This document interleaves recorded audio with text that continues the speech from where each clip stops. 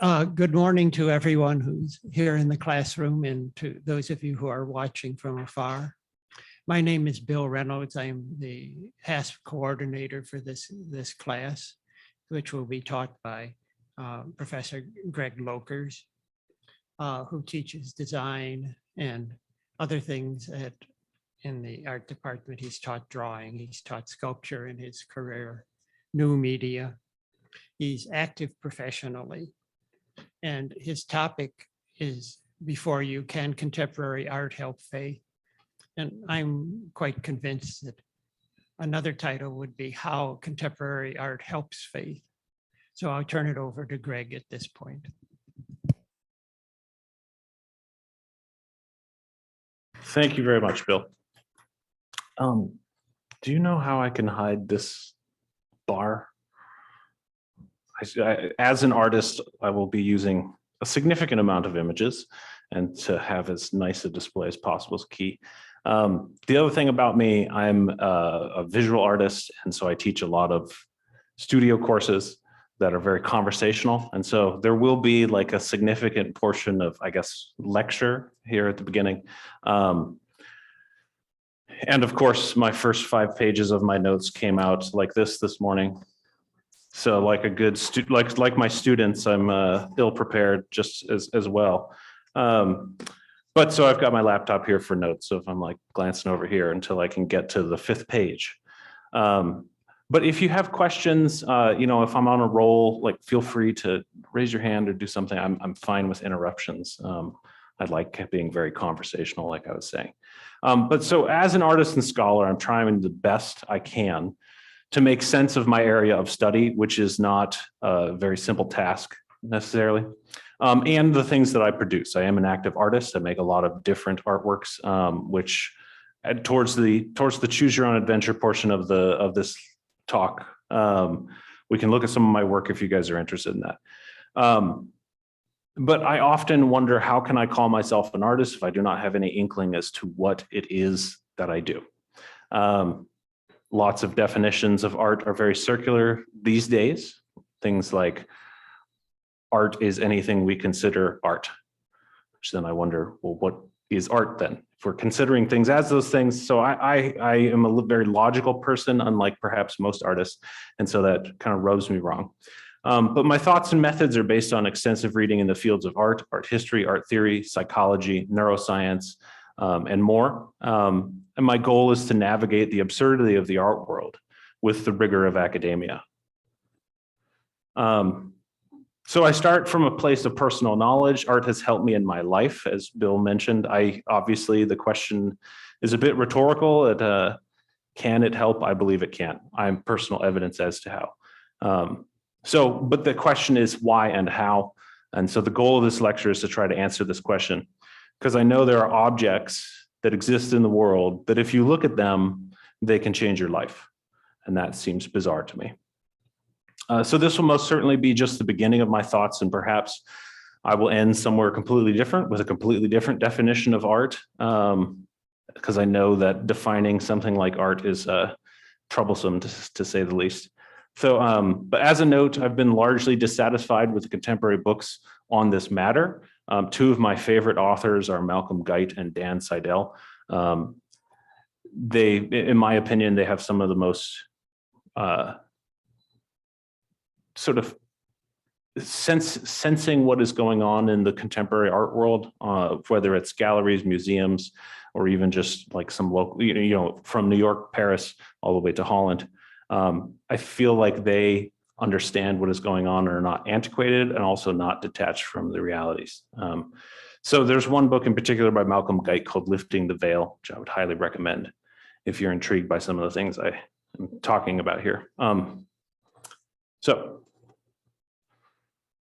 why do humans desire, even consider it a duty to create art? I will be the first to admit that us human beings are quite strange.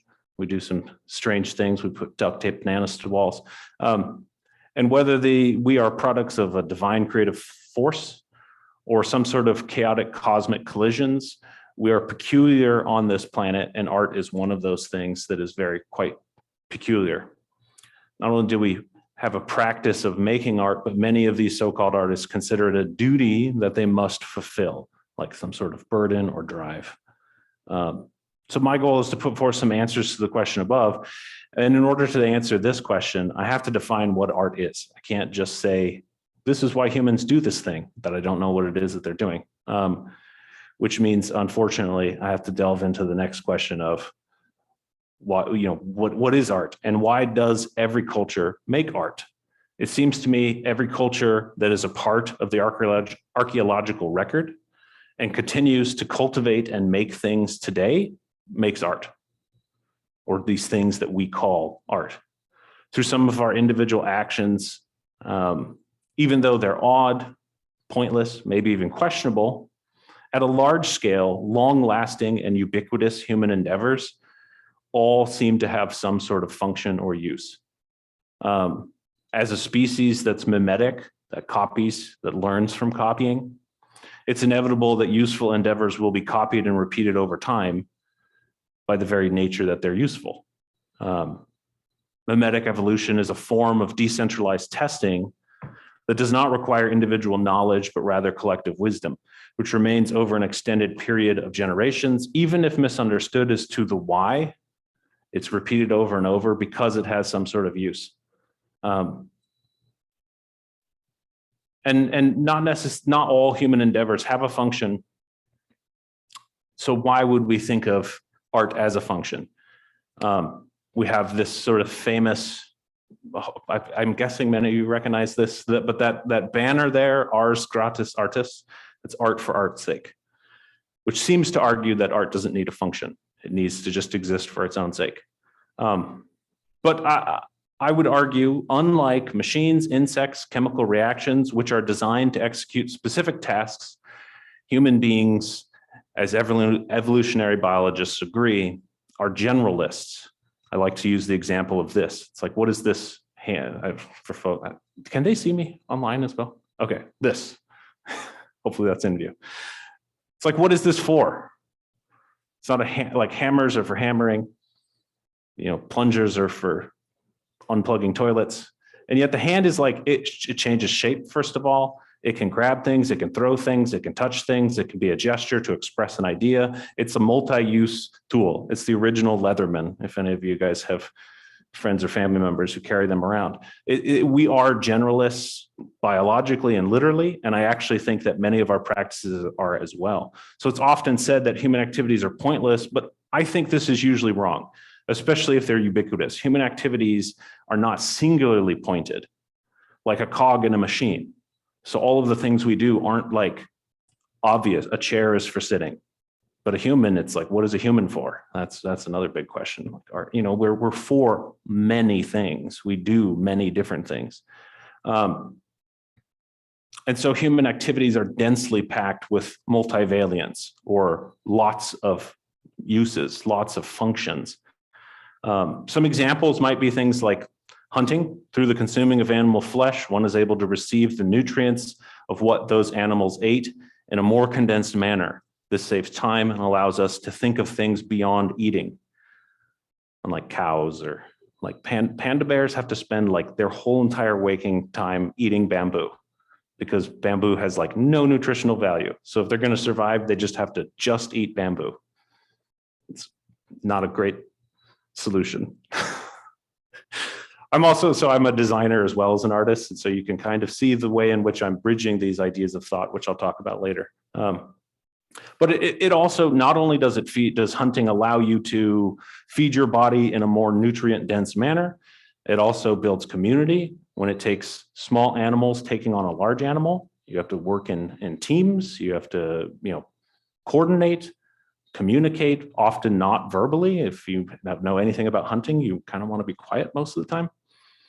And it also allows for a change of scenery, even especially amongst the hunter-gathering times. You would follow the animals that you were hunting, which caused you to move with the seasons, caused most human beings to be relatively nomadic in their origins. And so it serves to better understand, it also serves to better understand the animals around them that they're hunting and engaging with. So it has multiple purposes. It's not just one thing compared to most of the tools, most of the machines that we make, they come down to one thing. It's actually one of the reasons why robots are really, really hard. Like to have a robot that's a human being that does all the things that a human does. We're good at making robots that do one task. We're really good at that, right? The car industry is a perfect example of that. Cooking is another example. So every level of the digestive tract is a matter of distillation. Though we may not have known this when we were doing the cooking, when cooking first began, it creates nutrient density in raw food, allowing us to trade long digestive tracts for brains. So if you think about chimps and their size and their stockiness, they have a digestive tract that's like 4 times longer than ours, and their heads are smaller because they are eating food that is not nutrient dense. So it has to travel through the digestion longer in order to receive nutrients from it. As soon as you start cooking food, like think about like if you guys ever make like delicious sauces and how you're reducing it, you're removing the things that don't matter as much, namely water. And what you are leaving in the pot is a bunch of the nutrients that you need. And so much like my favorite distillation process, distilling, you're removing the things that aren't important and you're leaving the things that are great. And so, you know, as evolutionary beings, we were able to trade long digestive tracts for brain space, actually. We developed our brains, it seems, even though we don't understand how. But on top of that, cooking also serves communal bonding.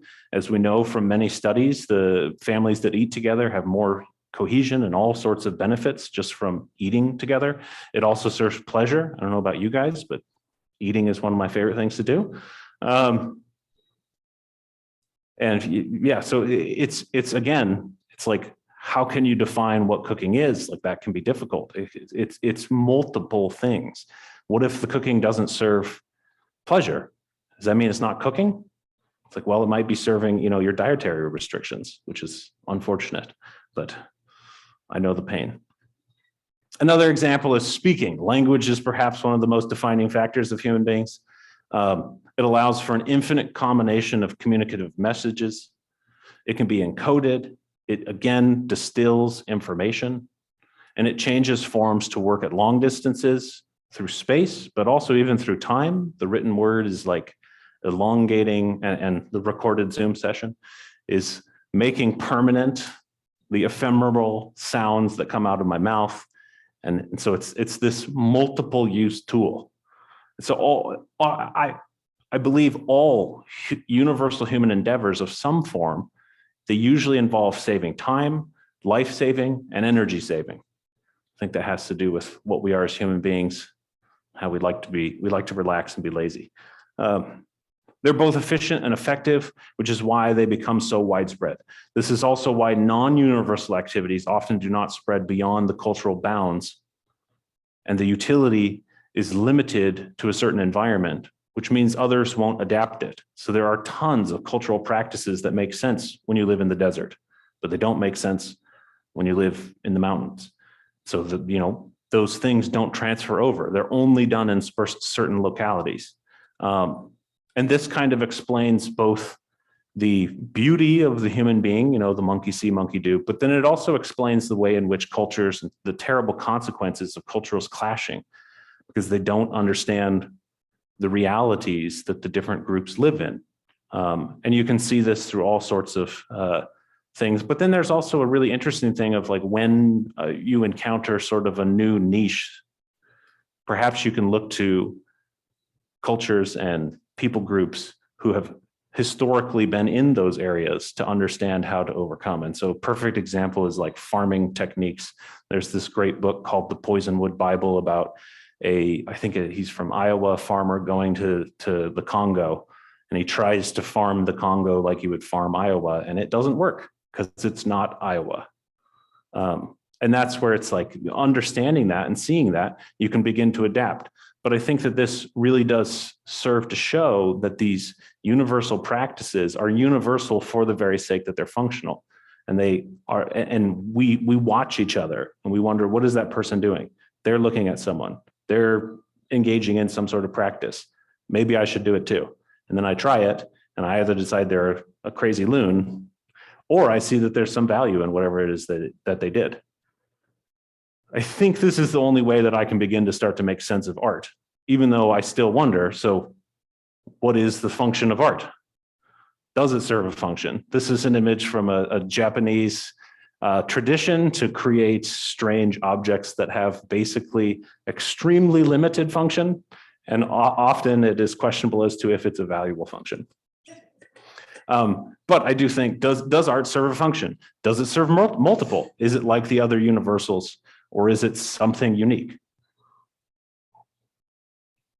And so I would put forward that since art is a universal human endeavor, to ask the question, does art function in a similar manner, is valid. And I mean, the opposite is the slide before. Is it art for art's sake? Or is this like the one area that human beings, for some reason, are engaging in an activity that has nothing to do with function and has some other thing? And some people put forward that argument, but I'm not going to. So like all human universals, art serves many functions. This is one of the reasons why so many definitions of art struggle to encapsulate such a broad set of practices and results. The amorphous nature, in my opinion, is the power of art and why it is a human universal. I think that is almost all human universal endeavors have a broad function. Otherwise, they wouldn't become universal. So regardless of one's definition of art, I will say that there is value in seeing and understanding different definitions of art. And I also personally don't care if you don't like my definition of art or if no one does. And I also appreciate other people's definitions of art. It just is revelatory of what you value in, particularly in what we're going to talk about today, the visual arts, but in all arts. There's some folks who really value perfect technique. So you might listen to who's the pianist who's really obsessed with sounding like a machine? I think it's Philip Glass. Yeah, and that, if that's what you enjoy, I don't care. But what I'm trying to talk about here is this, if you understand the broader sense of how people have defined art, you can start to see their values and why they might value a thing. And to me, that empowers me to understand what I value in art and what I like about it. So this dialogue between different ideas. I mean, first of all, it's how human beings work. It's how we've remixed and changed and developed as cultures all around the world, is by taking ideas, making them our own, distilling them through time, and we are where we are today. And this dialogue, it leads to mutual understanding and disagreement. Disagreement leads to innovation and iteration. And over time, I think the most valuable distillations will remain. Of course, the fall of Rome, we forgot how to make concrete for a couple thousand years, a couple hundred years. They only just discovered in 2019 how the Roman cement worked and why it's better than ours. Crazy. So maybe some stuff gets lost. But so historically, what functions has art served? That sentence. What functions has art served? Why does that sound weird to me? Anyways, writing is not my forte. In order to understand something, we must look at it from every angle. And I will not be comprehensive in this, but I just want to give us a sense of some of the historic ways in which art has served the ends or the means of men. So the first is through gods, through idols, temples, votive figures, etc. Art served religion and the occult. Humans made art to represent ideas like fertility, but also to decorate sacred spaces. For example, we have the description in the Bible of the temple in Jerusalem and the many artisans that it took to decorate that place. And the great temples of Rome. This is the Parthenon in Greece. And every major ancient civilization was creating artistic places for their religious practices to occur. In Japan, there's thousands of Shinto shrines and Buddhist shrines. One of the things I studied there for a while. But this is art serving the sacred by setting it apart or clothing it in grandeur. The etymology of the word decorate is to prepare a place. So when we decorate something, we are preparing it for something. And so the idea that we decorate these temples, we're preparing them to be places that human beings will naturally feel an inclination towards the divine, whatever that religious practice might be. It's like, why? Something went wrong with a bunch of the evangelicals, though. They're like, a strip mall, that'll work. I mean, obviously they have some theological convictions there that lead to those sorts of decisions, but historically we've taken these places, we've dressed them up in grandeur so that when you enter into them, you are physically impacted by your senses and your experiences to be put in a place where you might then, well, depending on what you think about religion, you might be either ready to receive the ideas from religion or ready to worship the truth in some manner. Similarly, we've had monarchs are doing this. And in fact, you can actually, if you really look closely, you can begin to see, especially this is happening in Egypt and Mesopotamia, how you're very quickly replacing the god of the religion with the ruler. So you'll have the pharaoh depicted in the same place as Osiris. And slowly that becomes the pharaoh is Osiris, even to the extent of, like, in North Korea today, the Kim Jong, which one's alive now? Yeah, he's a god. And so it's like they're using the same things. The visual art is serving similar ideas, except now it serves a person, right? So they're clothing kings and queens and emperors, even if the threads are invisible. Here art serves to decorate, but it also serves a human form of peacocking. The peacocking is both for the governed masses as well as their imperial rivals. So the wonders of Solomon's temple and kingdom through the opulence of arts keeps intruders at bay, enchants them, intimidates them with grandeur. This is actually like the triumphant arch, like the ones in Rome and whatnot. That was one of their main reasons they would pull slaves through that arch, was to show we have a culture that is so powerful, we made this thing. And it's just a pointless gate in the middle, like before you even get to the city. Like, talk about putting your foot on them and oppressing them. They're already in chains anyways. But so it's like art is serving this idea of the grandiose, the hugeness, the majesty, all of that, serving the monarch. We also have ideologies. So it served ideological movements. This can be seen through religious practices and relics, liturgies, and decorated manuscripts, illuminated manuscripts. But you can also see this, like, logos are an offshoot of this. You can see the vernaculars of the movements copy one another and take what is effective to serve their own purposes. So this is some Soviet propaganda. I just love, look at the figure's position. Took me 2 seconds searching on Google to find this because it's everywhere, right? It's effective for the god, it's effective for the king, now it's effective for the representative of the people. And you know, like, go look at I love looking at the backgrounds of political campaign rallies. Like, they're doing the same things. They're trying to do the same, you know, but then they actually treat us like we're even stupider. They're like, if we put hay there, they'll think they're from here. All right. But you can see they're using these vernaculars, and you can see that the artwork sets apart and sets the stage for a thing, whether it's from Christ or the president, whether it's a religious icon or a company logo. They're using these trappings to set things apart from the rest of the world. Out in nature, you don't have this kind of blue background where someone just can stand all powerful. You have to make a hill and you have to put them on it. And you have to make sure that they have that nice background. You have to clean it up. And that's what the purpose that art is serving in this context. We also have the service of individual genius. So stemming from the European Renaissance, we have the advent of a different service, the celebration or service of the individual genius, where anyone can take the place of the monarch or gods, thank God. Democracy is way better than monarchy in a human form. This is where artists begin to sign their work. You start to see a proliferation of self-portraits. I mean, before we didn't even know artists' names. Like, all the guys who made the temple for the Jews, we only know one name. There was only one lead artist or designer mentioned. Everyone else didn't matter. They weren't making images of themselves. They were making images of the gods, or the angels and cherubims and pomegranates and bowls and all this stuff.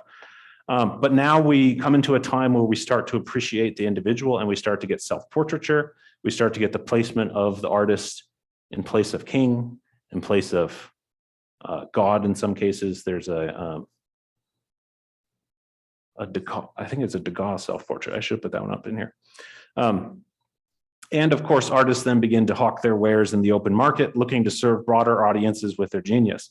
As commerce and wealth gets more distributed, more and more people can begin to decorate their homes and clothe their person like monarchs or gods. And this is where ideas of art as self-expression begin to blossom. Then it serves the populace in a variety of ways. Arts beautifies public space. It brings collective understanding and symbolism. It provides a banner to gather under, and it can offer self-enrichment. Art begins to raise up and dignify even the lowliest of peasants. Here we have Courbet's The Stonebreakers. This was a controversial painting at its time because paintings take a long time to make. I don't know if any of you guys have tried. I don't like it, which is why I don't do it, even though my art still takes a long time to make, but I just can't handle doing this sort of thing. And at this time, you're getting images of Napoleon, like this is 1849, right? So we're getting images of Napoleon, images of grandeur, lots of propaganda coming out. We also have the Romantics and the neoclassicists coming through and saying we need to go back to the morals of these mythological stories and biblical stories. And then Courbet comes and he paints just two people doing their job, making a statement in that, right? That this is worth our time as well. It's worth my time as a painter to make this painting.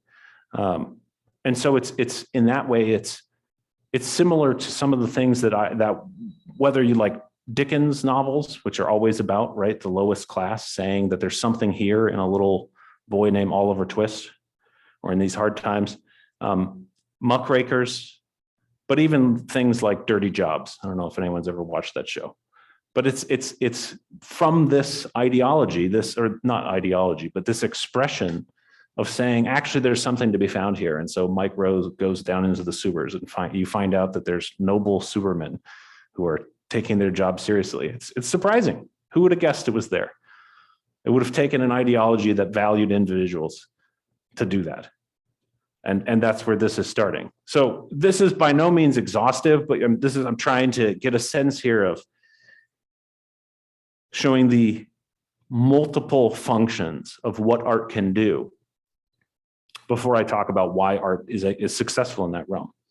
But you can see there's commonalities between all of these things. Aesthetic objects are attention-getting. Precious materials are scarce. Humans desire things for many reasons. If you decorate something with materials in the manners that humans have found effective, as in using the elements and principles of design, then other humans will pay attention to those things. A city on a hill cannot be hidden, so to speak. We seem to make art to draw attention to what we think is important. So the art is made as a reflection of the values of the individuals who are making it, but it's also a reflection and creates new values through the slow convincing. It took time for people to be convinced the Stonebreakers were worth our attention. And now reality TV is like the weird subversion of that, and like TikTok and all this, like it has been wholeheartedly embraced and seen to be true that any single person might be worth your attention. And that's why all of your grandchildren are on their phones all the time. They can't stop looking at each other and themselves. So, I mean, in its most abundant form, this is internet memes. Is all of that is developing out of this slow process of art convincing us that we don't just have to look to the gods to find something interesting or meaningful. Where am I at? I see I'm too conversational. I get off topic all the time. So if we believe in a God, we want that God to be experienced as magnificent. If we have a king or president, we want that person to be dignified. If we have a religion or ideology, we want it to attract and to be desirable. If we have a belief in value of the individual, we want individuals to be seen as worthy of love and adoration. I will make one note here about satire and jokes. They are an art form that seeks to reveal through the unexpected and often opposites. It's very hard to define what makes a joke, but a lot of it is subverting expectations. And so it's like the inverse, almost like shadow self, I think, of what I'm talking about here in arts. If the arts are to uplift, they can also be subverted to do other strange things. My favorite being Calvin and Hobbes.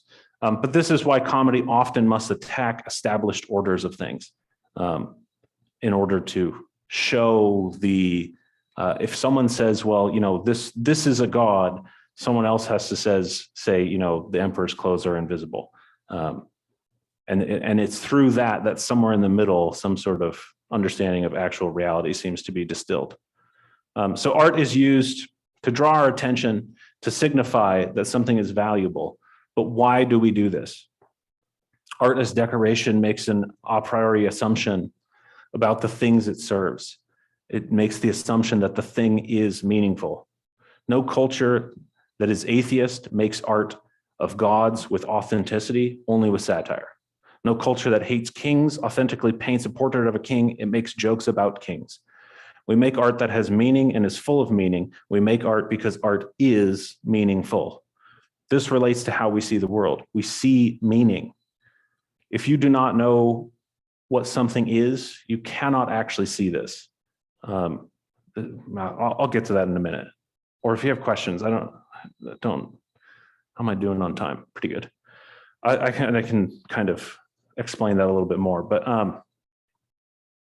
our brain processes things so quickly because it's able to infer meaning and therefore disregard most things. For those of you sitting in this room, I don't think anyone has been obsessed with the number of fibers in the carpet and has taken to having to count them, because actually your brain is really good at discriminating against what's important.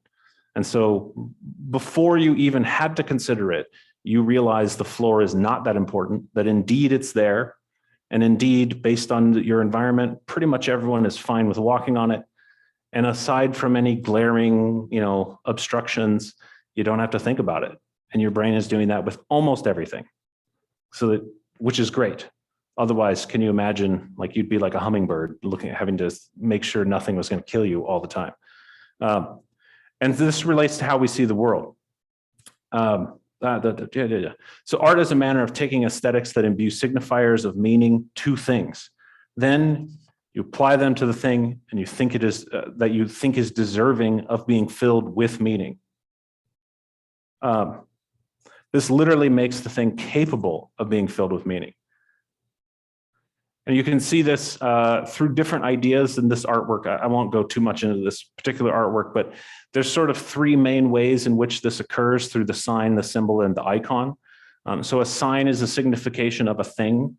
So a footprint is a sign that a foot was in that place. It does not symbolically mean foot.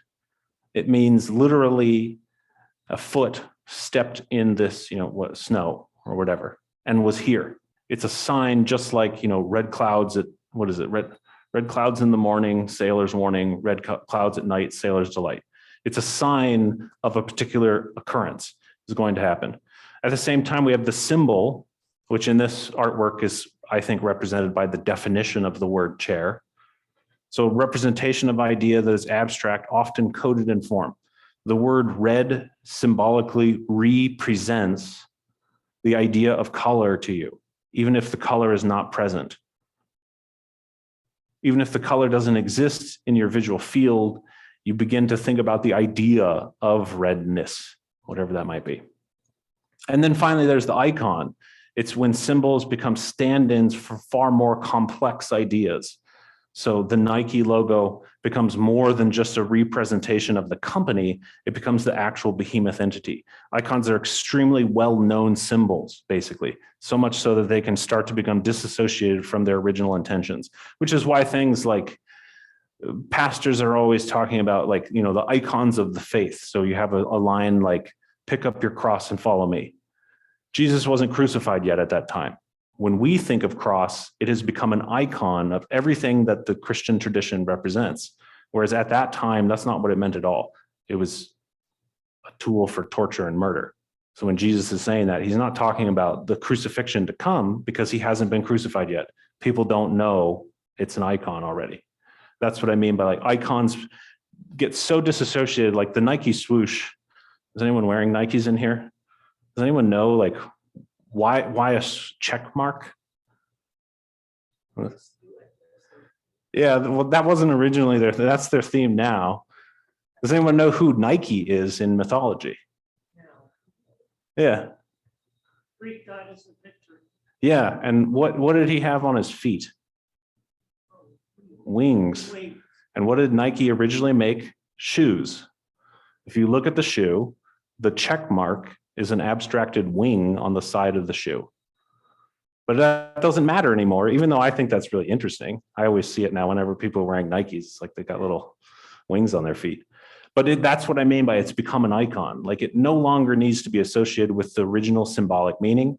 No one really cares that much about the Roman god Nike unless you're a nerd like me.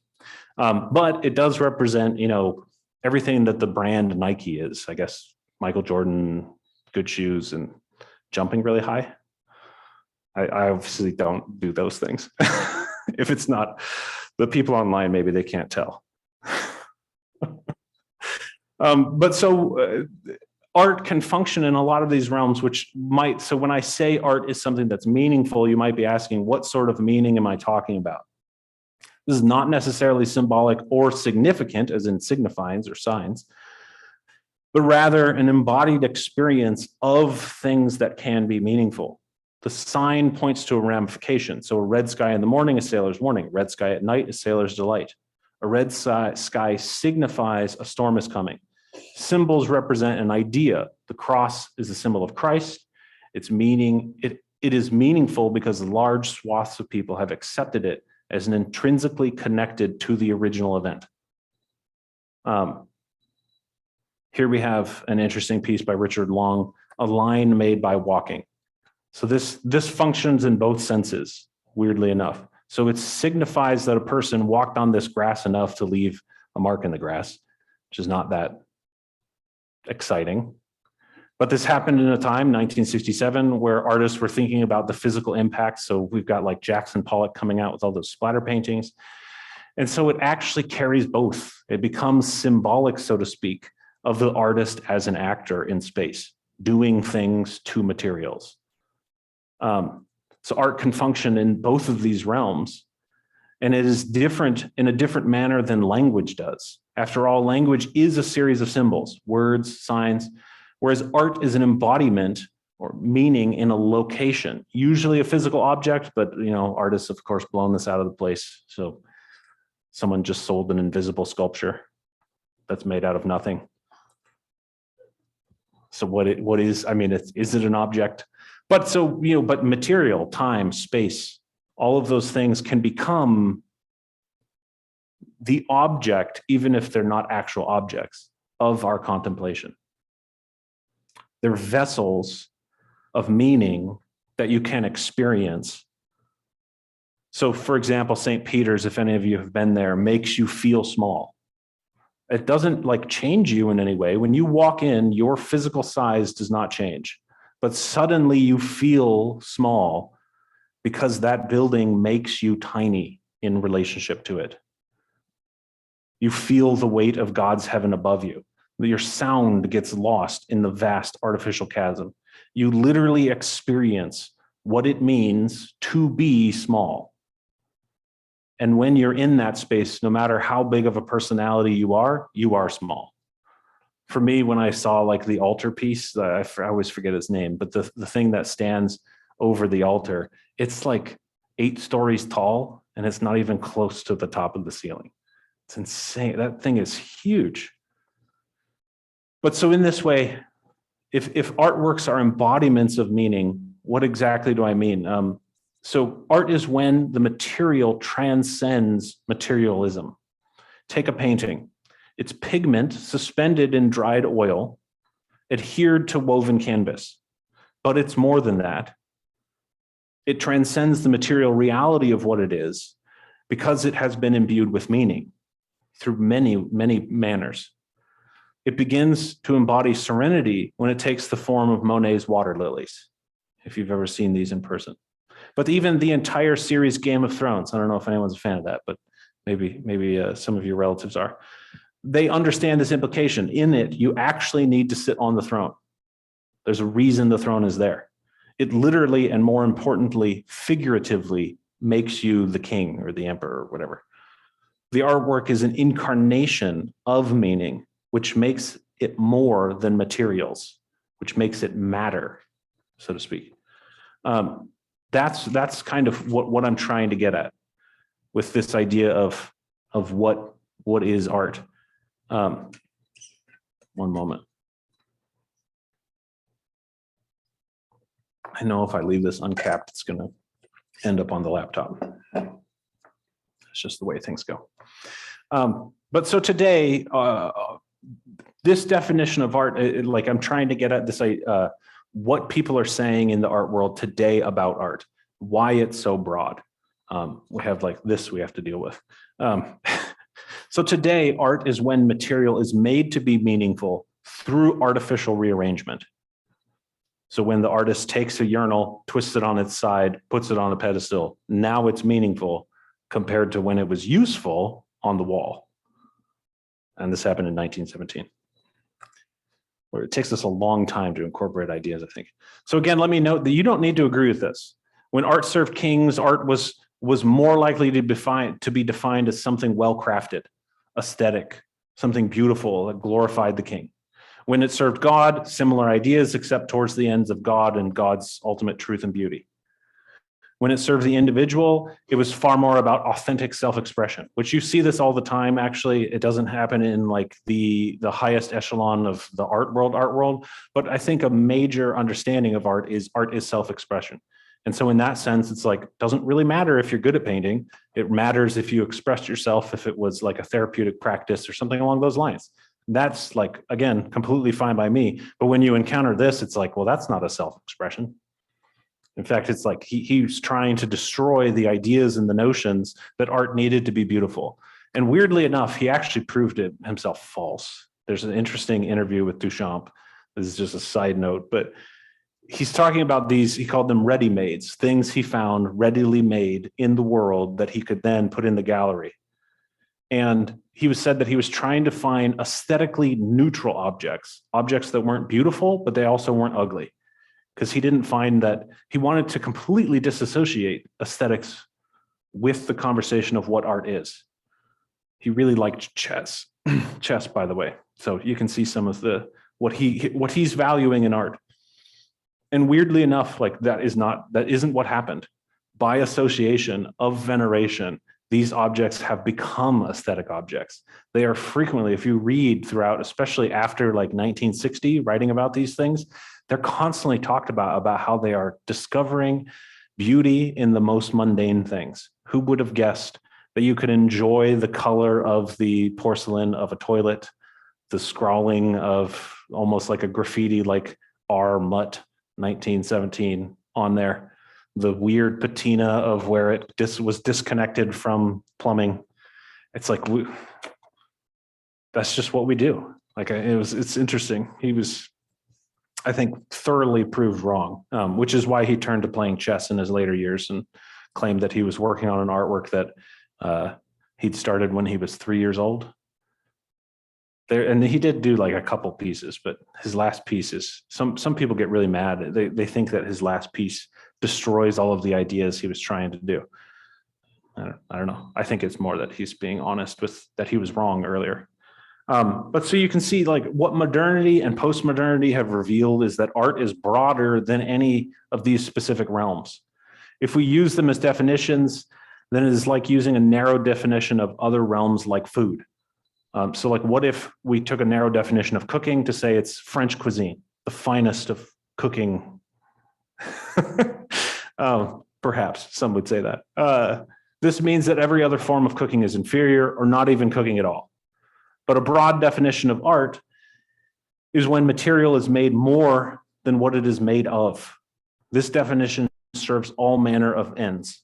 It means that we can look at votive figures from 8,000 years ago and find meaning in them. It means we can look at self-expressions. It means we can look at religious iconography. And it means we can start to make sense of all the weird things like urinals and bananas taped to walls and still have those fall under the banner of art. So I think that this broad definition, art is when material is made to be more than what it is made of, is empowering to allow material to break sort of our understandings of it already. But one little note I'd like to talk about, is art the only way that we make material meaningful? And I would say art is not the only way that we make material meaningful.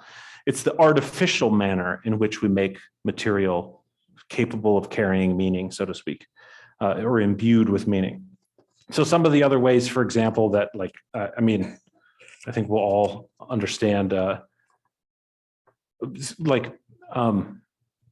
modernism and postmodernism make the term meaning a bit difficult and sloppy, and which is why it's like I have to qualify myself frequently when I'm talking about this. So modernity through abstraction and minimalism sought to deny the idea that art needed meaning at all. But this is where they're talking about a very narrow sense of meaning. And this is where the term art for art's sake comes out, that art is an expression that can be wonderful no matter what kind of meaning is being carried, so to speak. But it's largely because of the adherence to a notion that meaning is only defined in a symbolic sense. So for example, the symbol of the cross means everything the crucifixion represents. That is, the cross is a representation via distilled form to encapsulate all of the meaning of the original thing. This is not the sense that I'm getting at in the sense of the word meaning. I'm talking about a vessel becoming, I'm getting more at material becoming a vessel in which we can pour meaning into it. Of course, on the other end, you have postmodernity, which generally claims that things have no real meaning, that all meaning is subjective. I've always wondered, well, what does that mean? I had a friend even in graduate school who literally said, we all know that art is pointless, but I want to be good at it. And everyone in the room nodded, like it was a room of like 20 people, everyone nodded, yes, yes, yes. I was the only person who objected. But I just was sitting there thinking like, well, what does that mean? Like all of them shook their heads. That means something. They are acting. Well, so they're spending thousands of dollars for an education towards something that is a pursuit that is supposedly meaningless. They certainly act as if it has meaning. And in fact, if it was all pointless and had no meaning, why are they so interested in student loan forgiveness? With that premise, isn't money and debt meaningless? Like if art is meaningless, it's all, and you know, but of course, if they tried to tell bankers, I don't think they would stand up to that very well. Who knows? But the postmodernists are correct in a sense. They did blow out a lot of the things that for like from the modernists and everyone, the pre-moderns, there was a lot of structures behind what could be meaningful. And so the postmodernists coming in and saying there's no meaning, it allowed for weird things like the banana to be taped to a wall, which I will talk about more. Yeah. So how is art meaningful then? Art is when matter becomes a locus or a nexus point for a sort of transcendent experience. And I don't mean religious transcendence. Again, it's that where it becomes more than just the material it is. And so, for example, if you take a Rothko like this one, Untitled from 1968, and if you were to see it in person, this projection or the screen capture definitely does not do it justice. But so what we're saying is a transcendent experience located in a moment in time, place, in this case, an object, that is not simply an experience of the material, but it's something different. It transcends that experience, and therefore we can start to pour meaning into it. And so for really like broad categories like abstract painting, that allows for a broad interpretive schema. But so first of all, we know that art is not a sort of sacred thing that emanates meaning. It's not like this. This is where I want to distinguish between holy objects, so to speak, what religious folks do to objects. Because some people can look at the banana taped to a wall and say, that's not art. It has no meaning to them that transcends banana and duct tape. By the way, that piece was sold 4 times for $150,000. So we know, on the other hand, it has meaning for some people.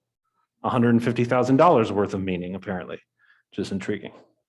But for some, it's just a banana and duct tape, making the audience who sees it as meaningful fools, which maybe they are. So art can fail to be meaningful. It can be meaningful to some and not meaningful to others. This is what I mean, that it's not like the object itself is magical in any sense. It doesn't have like this emanating power to convey meaning to you, especially if you don't care about bananas or duct tape. That's to emphasize that I say it's a vessel into which meaning can be poured. Not automatically, it doesn't become meaningful as soon as you make a work of art. So a painting is pigment suspended in clear medium on canvas, yet all humans revere at least some paintings because all humans look at them. If they meant nothing, we would literally not look at them. That's why animals generally don't look at them. It's really interesting to watch animals in art. There was this one guy released I think it was a coyote, might have been a fox, into a famous European museum. It's very intriguing to see how the animal navigated the space. Because people like, we can talk about it. If that intrigues you, you can ask me a question about that later. I have too much to cover here. So we see things we know to be meaningful. This is how we navigate the world. We don't see objects, rather we see moments of meaning. So for example, when you're looking at like a glass, you aren't really seeing a glass, you're seeing it for what it's useful for what it means, what it signifies, which is a thing to drink. This is why this painting, if you know French, this says, "This is not a pipe." It's called The Treachery of Images by René Magritte, 1929. So this is why this is important. It's pointing out the manner in which you interpret the world is quite subjective, driven by the way you look at things. We see things like, why didn't anyone in this room decide to sit on tables? It's uncomfortable, and like we don't see tables as being that thing. You have to begin to enter exploratory mode, like me, when my back starts hurting. Then I might start thinking about, can this table hold my weight? So an artwork is an object or a moment in time constructed by a human that's capable of becoming meaningful to humans. This is more than what it is, even in abstraction. So when we look at that Rothko in the color field, if you submit to it, you can experience the depth of color as if it were more than just a pigment. It can be filled with all sorts of transcendent ideas, ideals, and emotions. There isn't just one truth about the painting, rather it is there offering the opportunity for you to experience something out of the ordinary, because that's not a very regular experience. It does this somewhere between the object and the viewer, but it relies upon the viewer to activate its potential. So what is an artist doing when they make art? Art is the distillation of human experience in order to reveal a found aspect of reality. An artist works away in their studio trying to find something that is potentially meaningful. This is a process of experimenting with materials and images that are formless or chaotic, that make no sense. The artist cannot see what is happening in the experimentation, or if there is, an artist so often says something like, something is there. It's like literally they're seeing like a thing there. So in fact, we use this terminology, it hints at that embodying process that I'm talking about. We're seeing objects that are something rather than nothing, which means they're meaningful. Finally, the artist strikes upon something that they're able to recognize as having potential. This form of abstraction paired with this content creates something with strong potential. The artist then hones, tests, and crafts and work until it's finally ready to be shown to the public. The goal is for the audience to be able to see the potential in the object as well. This could be the same potential, but it could also be different from what the artist intended, or slightly different or vastly different. And this largely depends on the genre and the desire that motivates the artist. So some artists seek a very specific message, some seek something wholly new. Some serve a higher purpose, or God or the king or whatever, and some are broader in their interpretations based on the kind of genres they're working in. So Rothko in particular is exploring some vague notions, while authors of, say, allegories are looking for specific interpretations. If you miss the political ramifications of Animal Farm, you're not interpreting the artwork properly. Whereas I don't know if there isn't a proper way to interpret a Rothko. There's just your experience of it. Which is where we can just go through some weird ones. This is an artist, Piero Manzoni. He defecated into cans, sealed them up, and sold them. Yeah. But this also gets at something I like to teach about as a designer and an artist. Like, what's the difference between art and design?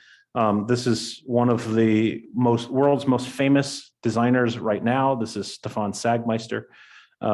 So are art and design the same thing? I'd say yes and no. The artist and the designer could arrive at similar ends, but through a different process.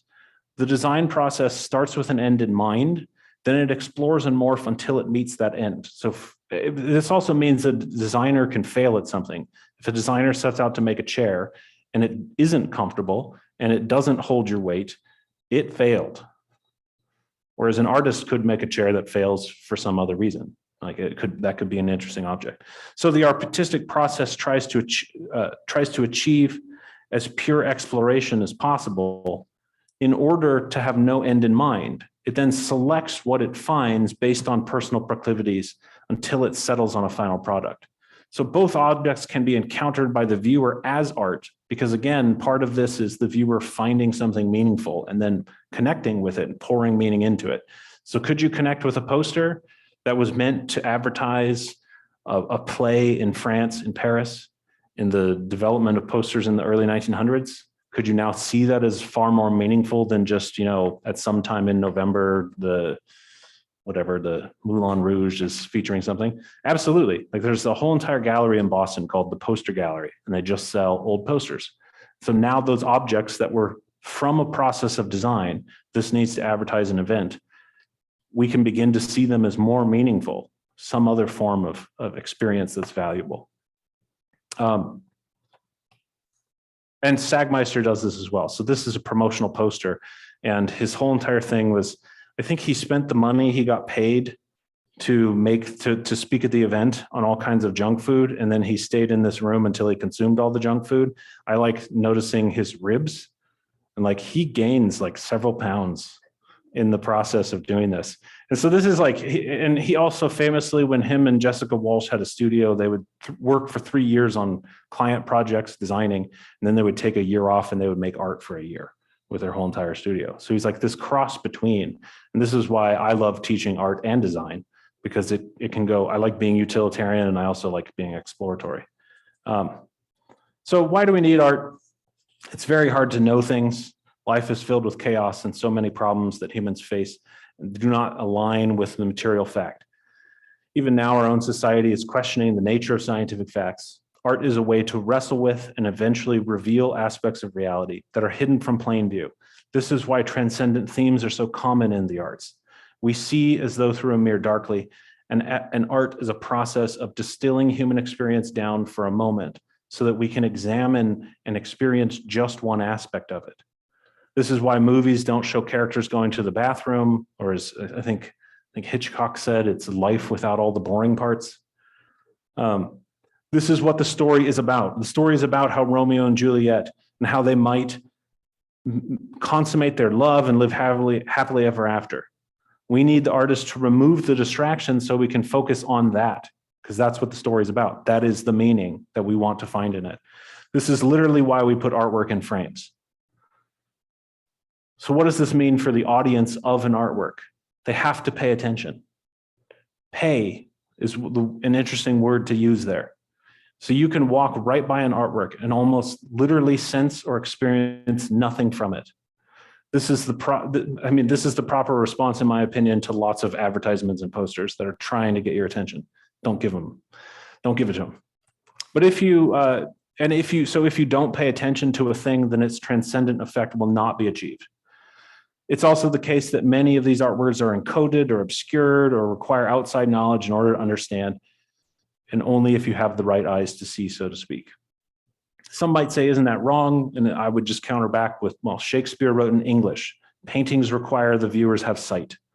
The idea of a universal artwork is nearly impossible. Only icons ever get to that level. And unfortunately, these are the main ones that we have these days. And they're the most, I mean, right now, supposedly, I don't remember, I've always just heard this colloquially, so I don't know where this is cited, but supposedly the most recognized symbols or icons in the world is the cross and the Coca-Cola symbol. Works of art humbly and quietly exist, waiting for a viewer to experience them, but they require the viewer to achieve their transcendent potential. Otherwise, they're just dead material. It's our gaze, our consciousness that touches the transcendent. Otherwise, it becomes idolatry or like a fetish object.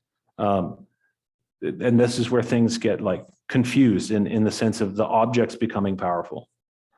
So what does this broad definition of art do for us? First, in my opinion, it stifles that question of, is this really art? But it also makes that question you're able to answer it in two ways. First, is the thing the product of a creative process, regardless of how rigorous that process was or was not? And second, are you looking at this thing in a manner that seeks to find a transcendent meaning or experience? If the answer to either of these questions is yes, then it's art. And art is a process of making matter meaningful, which requires the agency of human consciousness to do that. I think a better question is not, is that art, but is that art very meaningful? The definition allows us to take seriously things that in the past have been considered low art, like Calvin and Hobbes. I love talking about Calvin and Hobbes. It's had more cultural impact than probably this banana ever will have. And yet it's relegated for some reason to like, that's not important in the eyes of the artistic community.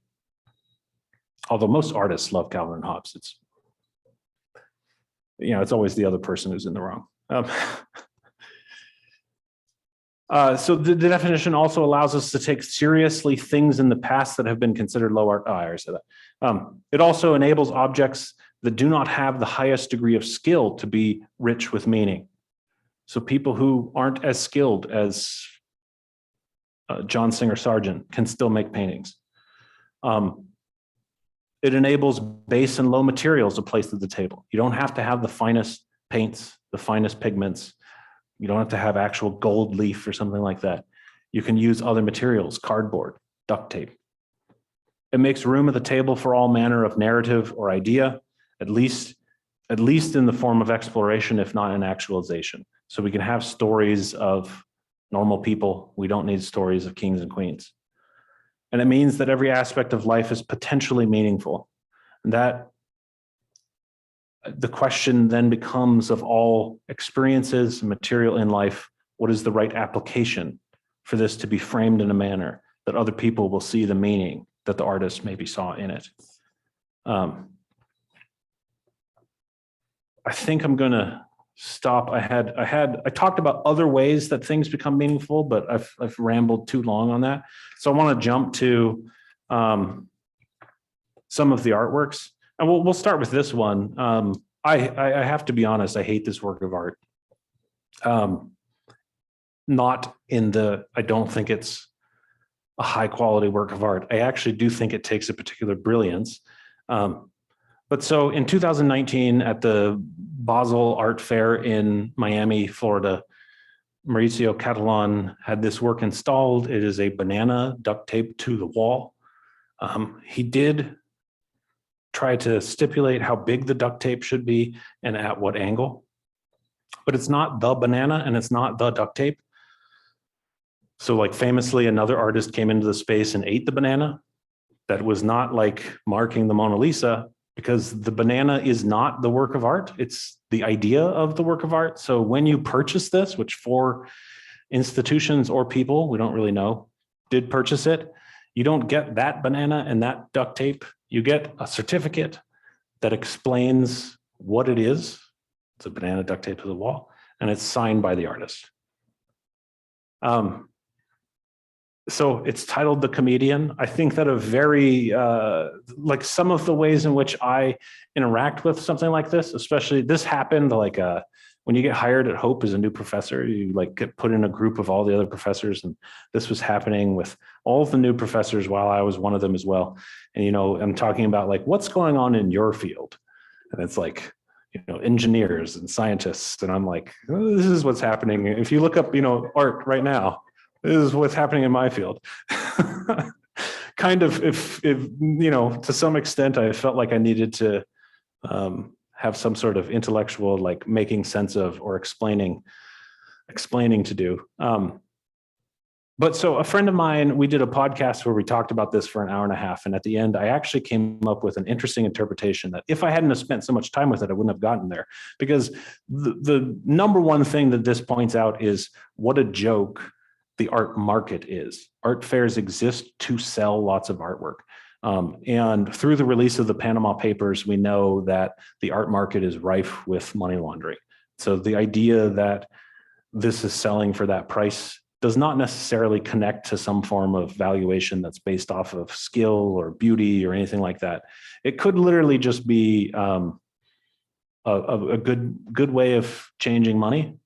But there's also some other elements, and I think this to me gets at the dual nature of that title, the one little bit of meaning that you might be able to bring to it, the comedian, the idea that the artist is playing a joke on people, and that the people who bought it, maybe they understood that and they just wanted the joke to have a punchline. In which case, like, that's an expensive joke, but the kinds of people who are spending that money, I don't think $150,000 is that big a deal to them.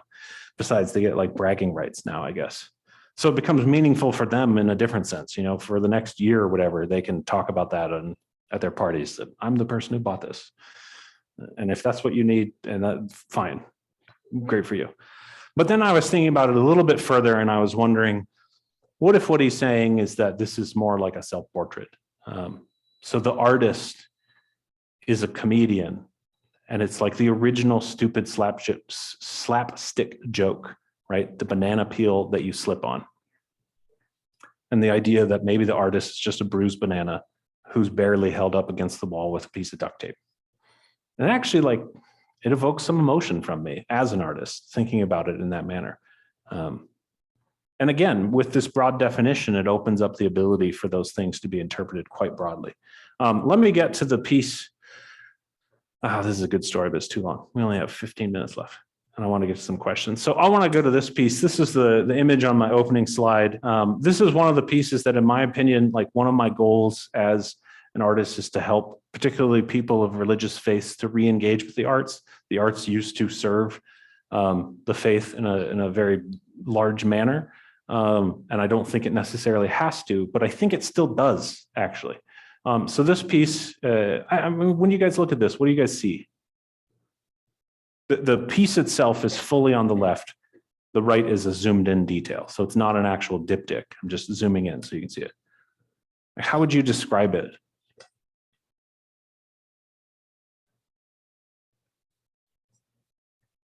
Crucifixion, orange light, some sort of glow, maybe. Would you describe it as ugly? No? Beautiful, perhaps? Is it quite, what was that? Troubling. Do you know what this is? Is that why it's troubling, or why is it troubling? It's the atmosphere, it's focus. Definitely is not a picture of this. Doesn't give you good, warm vibes. It's red could symbolize blood. Mm-hmm. Yeah. It has a lot of dark tones. Yeah.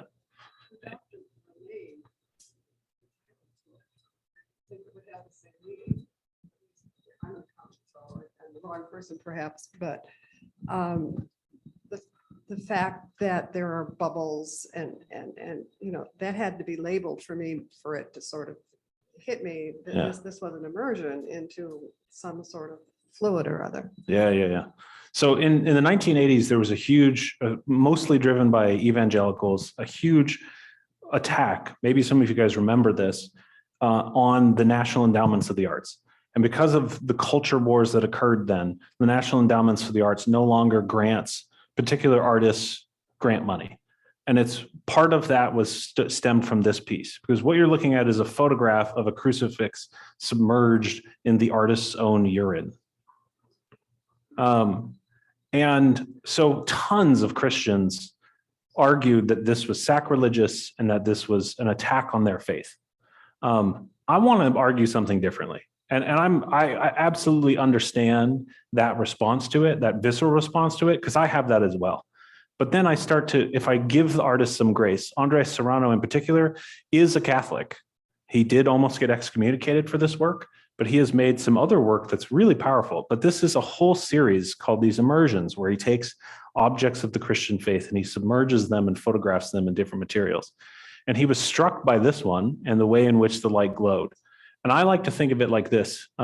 If I believe the reality of what, or if I believe the claims, the Christian claims on what that image is about, or what the event was about, the idea of Christ submitting himself as the Son of God to crucifixion is an immersion, so to speak. As soon as he emerges from Mary's womb, he's immersed in the sinful world.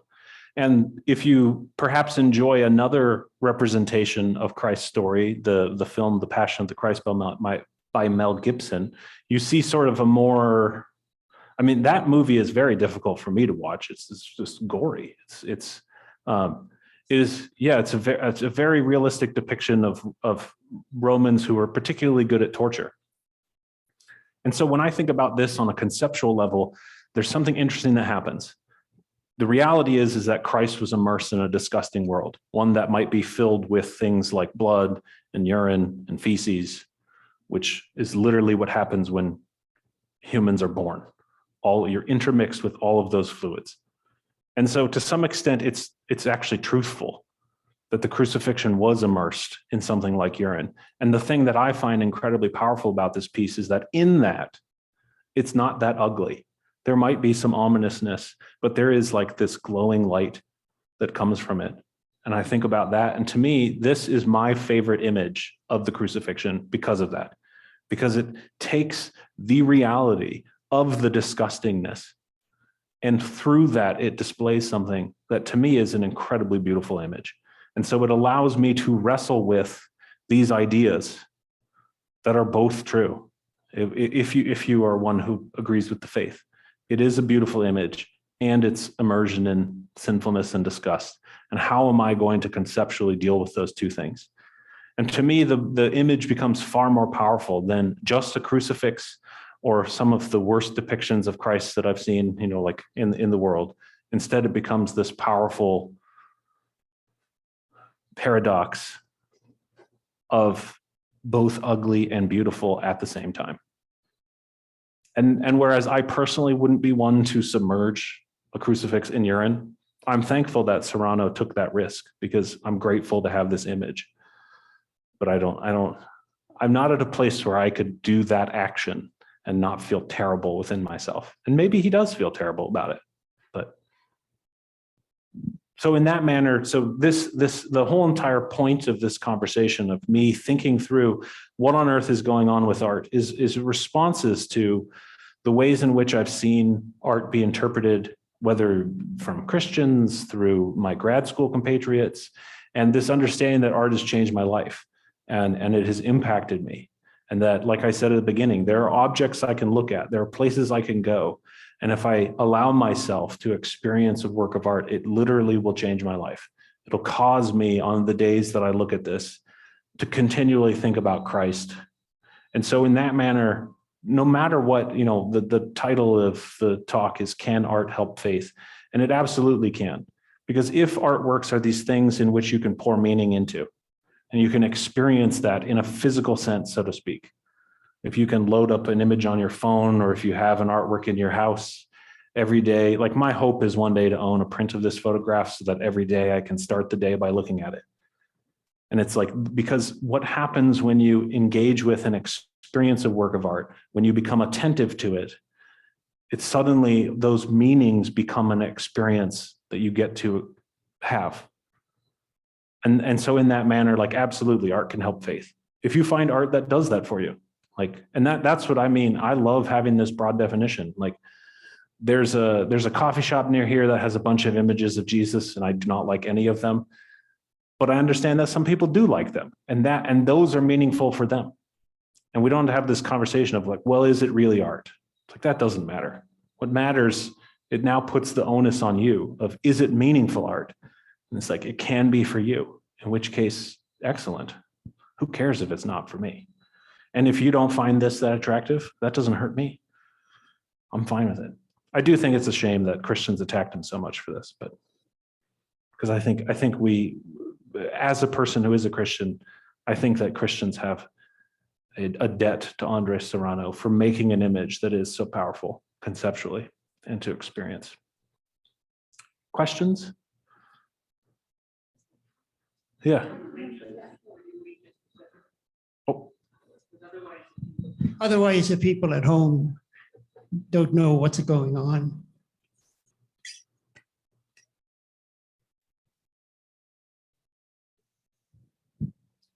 I remember that controversy when that was going on. And now after seeing the image, I just wonder how many people actually saw it. Yeah. Or that they were just so upset about the idea of it. right, right. Yeah, that I think is very true. There were some other, like, I mean, there is some really controversial art that was especially happening at that time. And so, you know, I'm not trying to make a statement, like I said, like that definition allows for this idea that the artist is trying to explore. And what this does is it means nowhere's off limit. But what that means is nowhere's off limits. And so artists will find the things that either the culture isn't ready for, or they will find the things that are actually legitimately dark and evil. Yeah. No problem. Greg, in this second, as we're transitioning here to the next question, can you just give us the scale of this photograph or the scale of the actual piece Oh, itself? that is a good question. I think it changes because it's an edition.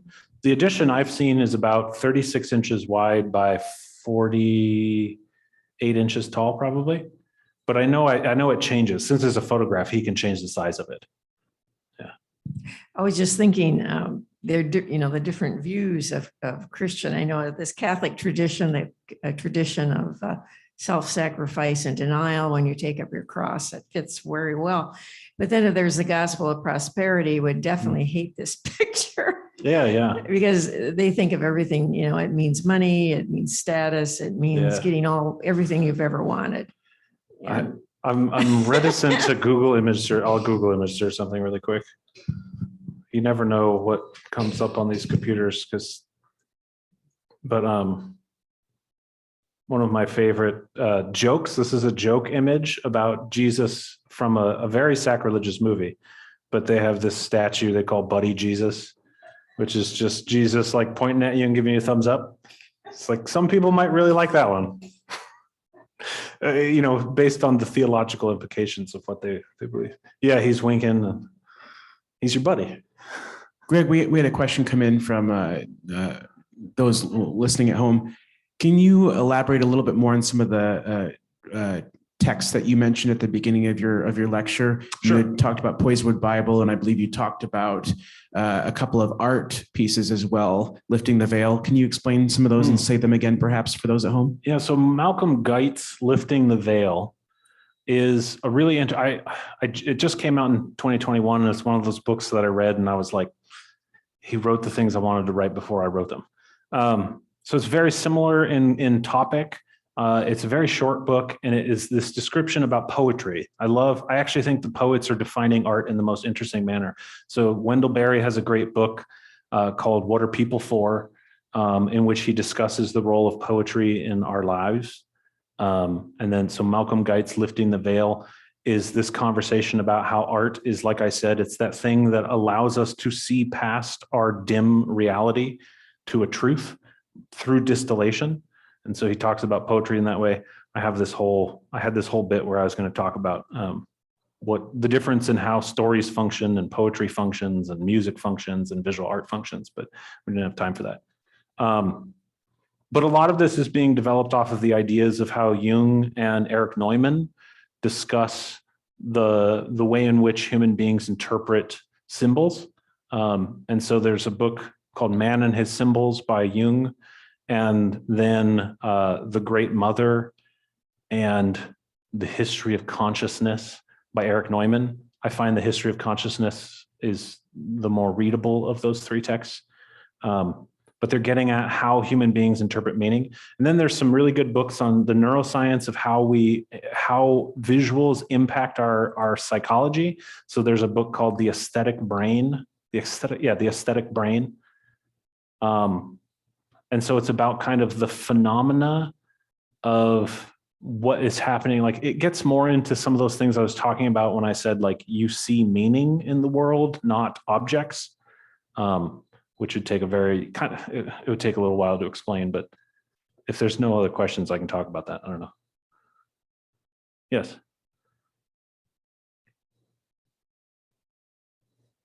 Take this as my water break between questions.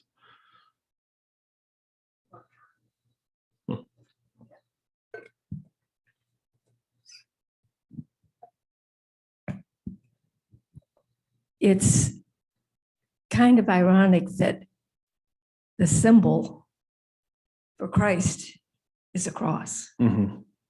and that just this cross says Christ. Yeah. Is there anything in that? I think Because that, some people have, I mean, some churches refuse to have Christ's image on it. right. So, Well, most Protestant churches would do that because they're trying to get at the theological idea that Christ is no longer on the cross. And so why would we keep him on the cross? Whereas most traditions that still have him on the cross are interested in this idea of the cross is a continuation thing, that it wasn't a once in a lifetime event, but it's a thing that continually occurs. But that's, I think, one of the powers of how objects gain meaning, and the idea that one of the most murderous tools can become a redeemed image. But what I mean by that is an image that goes towards something good. You can see the perfect opposite example of this in the swastika, because the swastika was a Hindu symbol that meant rejuvenation. And when Hitler takes it, flips it around so that it no longer, he makes it go counterclockwise, which is an interesting idea, and kind of tilts it. But now, like even the first day I was in Japan researching Shinto shrines, I went around, like I knew that there was one around the corner, and I walk around and I see that swastika on top of this shrine. And my immediate thought is, oh my God, they made this during the war.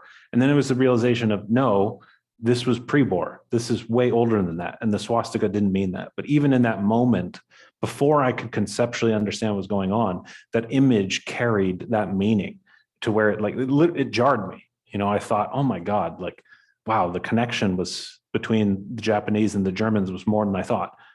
But that's not true at all. It's just, that's how, so to me, the idea that we can take a symbol of murder and torture and that Christ's actions can turn it into a symbol of hope is hopeful, powerful.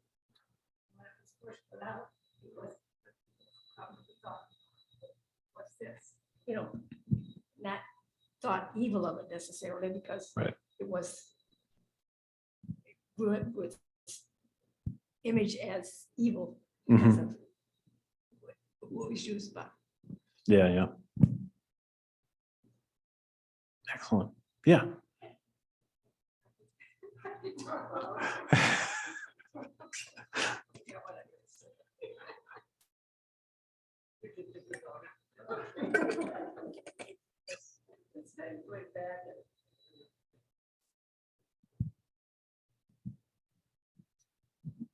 I guess thinking, I'm going back at your lecture and you talked about when what is it, the stone cutters or so became a painting and how it was considered not worthy. I was thinking in relation to theology, Calvin, talked about every job, a calling. So I'm kind of thinking that maybe at the same time, those kinds of thoughts translated into art or vice versa or whatever. Yeah, absolutely. Those it's like a trade back and forth, especially like if you can think about Gutenberg, like I like talk. So, Gutenberg's a good Lutheran and he comes up with, that's arguable. I don't want to get into that but he understood the ramifications of the printing press and the idea that you could mass produce things. And what's the first thing he chooses to mass produce? It's the Bible. There's a great, there's the ramifications of what the Jewish and the Christian ideas, particularly this idea that every individual is an image of God, has transformed the arts and culture to like an insane degree. There's a Yeah, I'm so, like, yeah, there's a lot to talk about that, but you're absolutely right. Like, the ramifications of some of the theological beliefs that are pouring out of things like Jesus and his teachings that then are picked up by Luther, Calvin, all to the different degrees, affect the way in which we even think about art. So like there's a plinth in London that has rotating art exhibitions. Like if an empirical tyrant saw that, that'd be insane. Are you kidding me? You're going to let other people put images where mine should be, but it's like, well, no, this space that is where conquerors would be imaged can actually be other things. Why? Because of the ramifications of Christian teaching and its effect on culture, whether you agree with them or not.